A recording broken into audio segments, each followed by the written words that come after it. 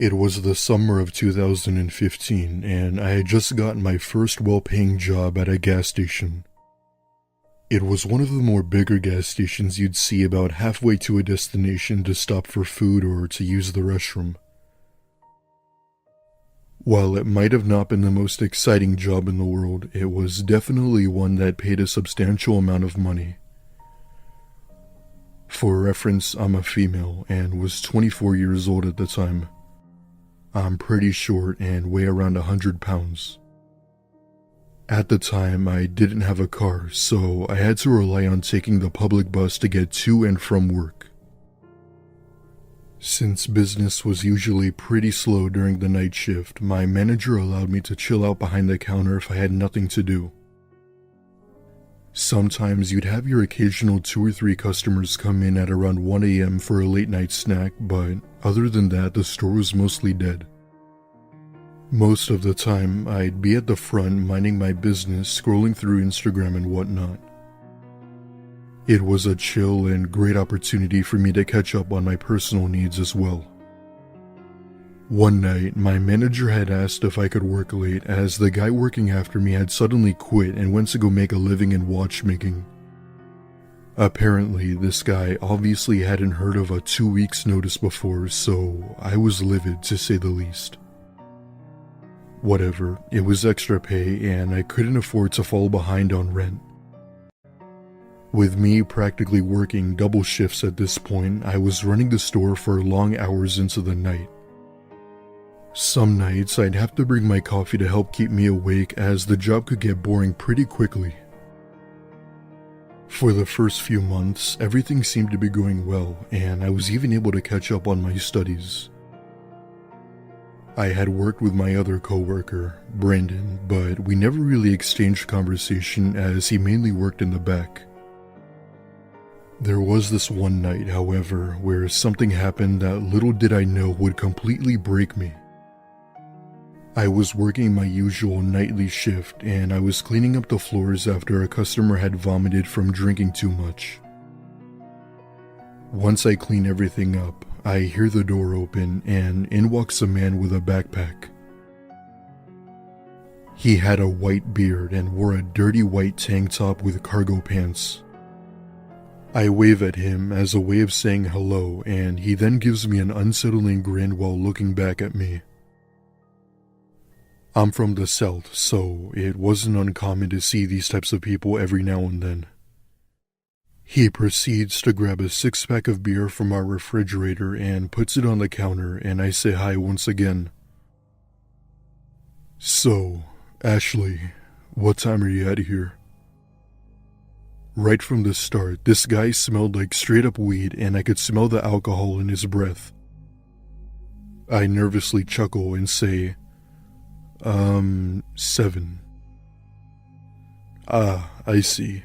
Do you need a ride? I can take you home. I tell him no thank you and that I already have one and change the subject by telling him his total. He gets out his wallet and proceeds to hand me a $10 bill, making sure our hands touched.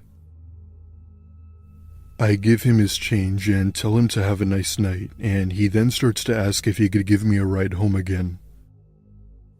I tell him no, and he grabs his beer, giving me a wave before saying, "See you later, Ashley." He walks out the door and I watch him get into his truck and drive off. He doesn't actually know when I'm off, so I figured I was out of the woods. A few hours go by and I finish up the remaining time for my shift before the person working after us comes in. I tell Brandon, who was still in the back, about what had happened, and he offered me a ride home so I wouldn't have to take the bus. Brandon and I walk out into the parking lot, and so far the coast seemed clear with no sign of the man. Long story short, he drives me home and I go to sleep until the following night. My mom had dropped me off at work and I go in to see my manager standing there. Upon entering, he immediately comes up to me and says, "Ashley, is everything okay? How did you get home last night?" I told him that Brandon gave me a ride home, and my manager gets this confused look on his face. Oh, that's weird because some guy came in just before 7. He said he was here to pick you up. A few months ago, I had just started working the graveyard shift at a Target in a big city on the east coast of Massachusetts. For reference, I'm a female and was 17 at the time of this story. I'm pretty short, about 5'6", and weighed about 150 pounds. The store happened to be located in a residential area that wasn't so great or safe. What I mean by that is that there would sometimes be break-ins and shootings once in a while. Let's just say the cops drove by several times a week. Because it wasn't as safe as most areas, there would always be a security guard by the front doors at all times named Chris. He was from Chicago and was a trained boxer, able to take on anyone who may pose a threat. My coworkers and I tried talking with him here and there, but he was mostly quiet and focused on himself.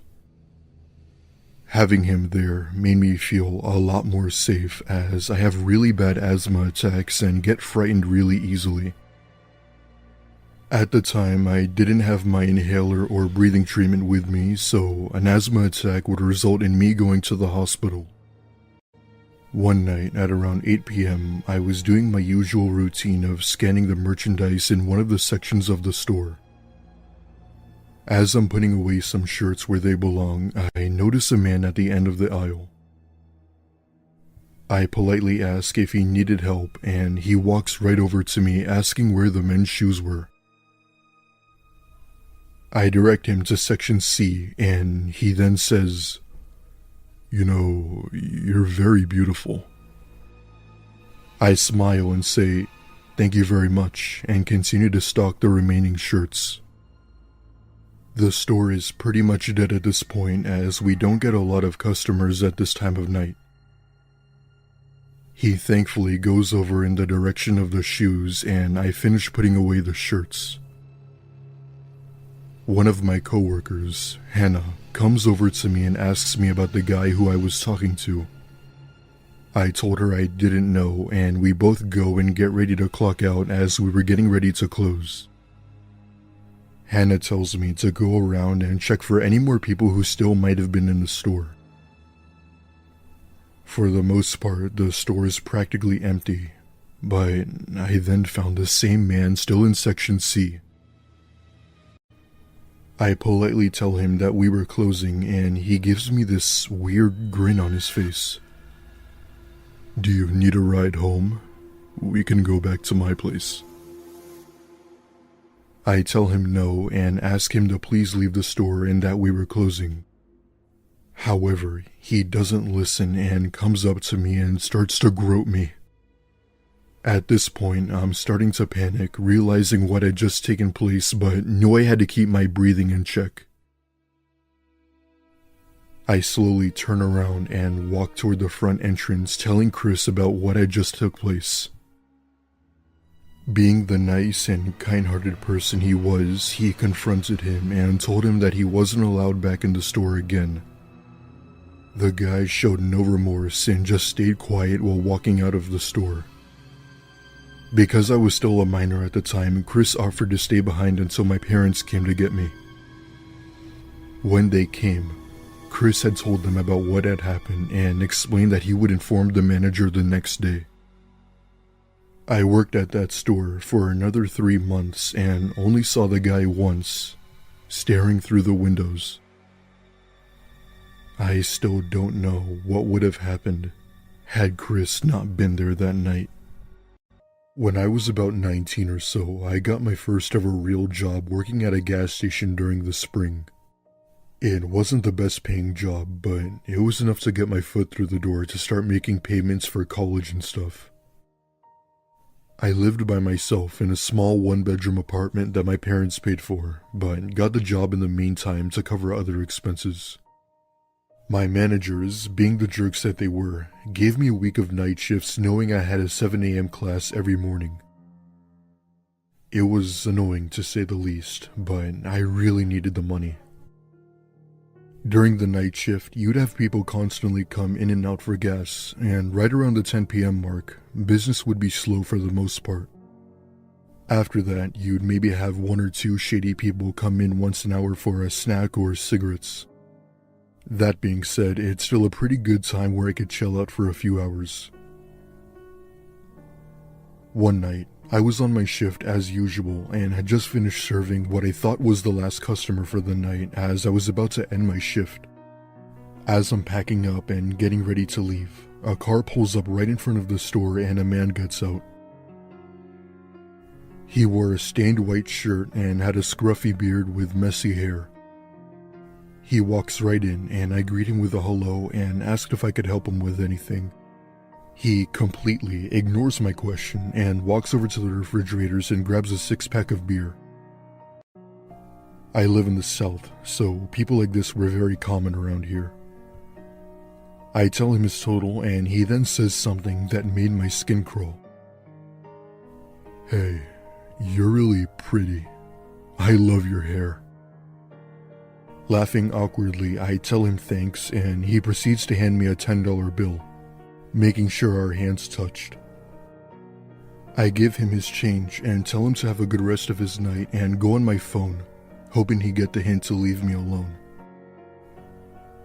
He thankfully left and I waited for my coworker who was working after me to arrive so I could go home. However, he must have been running late because it was 10 minutes past his shift and I was getting a bit annoyed. 10 minutes turned into 20 and then eventually 30. As I was about to call him to see where he was, I then noticed someone hiding behind one of the gas pumps. It was a little hard to see, but because of the light, I could make it out to be the same man from earlier. I had no idea as to what he was doing, but I could tell that it clearly wasn't good. He then comes out from behind the pump, and I see that he's clearly hiding something behind his back, and I wasn't going to stick around to find out. I grabbed my keys and was headed out toward my car when I see him approach the front door, giving me this unsettling look. It was a look of hatred and fury. Suddenly he pulls out a gun and proceeds to show it to me as if he wanted me to know that he was armed. At this point, I'm frantically dialing 911 on my phone, and he then shoots the lock and steps inside yelling at me while having me at gunpoint. He orders me to give him all the money in the register or he won't hesitate to pull the trigger. I take a few deep breaths and calmly hand him the money we had, and he then takes off down the road. I call the police while bawling my eyes out in fear, and the operator tells me to stay on the line with her until an officer arrived. Thankfully, the guy never made it too far as police had managed to track him down. Turns out, this guy was wanted for sexual assault and murder. His victims were 2 family members, one of them being his wife, 1 widower, and 2 gas station employees. Just like me. The next day, I quit my job at that gas station and now work at my local supermarket.